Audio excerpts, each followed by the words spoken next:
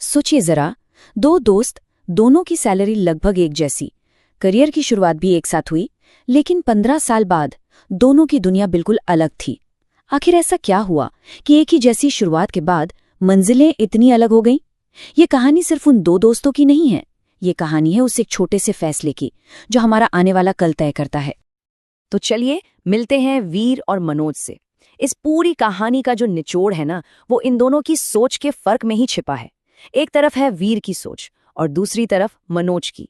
असल में ये दो सोच नहीं, जिंदगी के दो रास्ते हैं। तो चलिए सबसे पहले वीर के रास्ते पर चलकर देखते हैं कि वो कहाँ तक जाता है। तो पहले वीर की दुनिया को समझते हैं। वीर का फंडा बड़ा सिंपल था। आज में जियो, कल का क्या है कल देखेंगे। उसकी सोच थी बाद में, मतलब सेविंग्स और इन्वेस्टमेंट ये सब कल की बातें हैं, आज तो बस एंजॉय करो।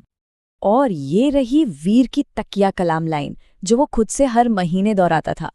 ये एक ऐसा वादा था जो कभी पूरा ही नहीं हुआ, क्योंकि उसका वो अगला महीना आया ही नहीं।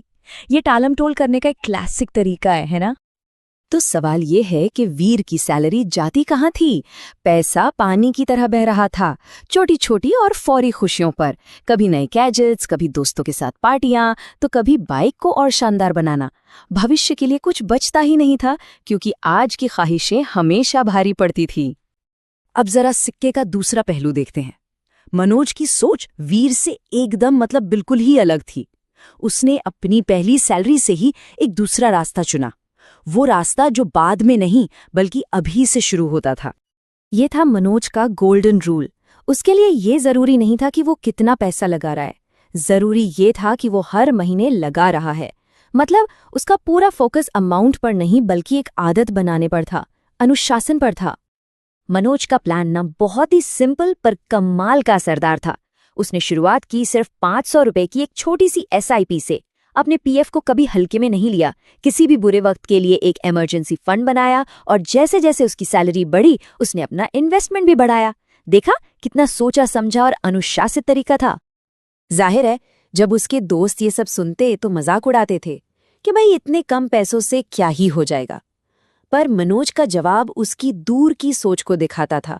उसका मकसद रातों रात अमीर बनना नहीं था, बल्कि भविष्य में एक टेंशन फ्री जिंदगी जीना था, एक ऐसी जिंदगी जिसमें मन की शांति हो।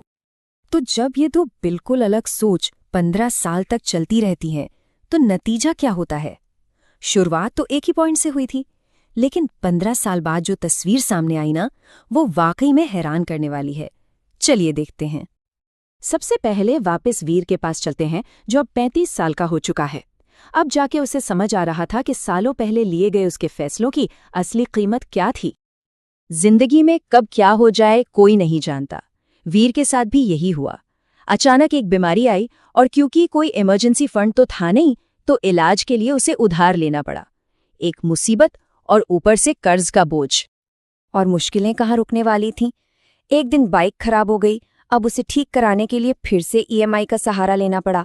वो एक कर्ज के जाल में बुरी तरह फंसता जा रहा था। बिना बचत के छोटी छोटी परेशानियां भी बहुत बड़ी लगने लगती हैं।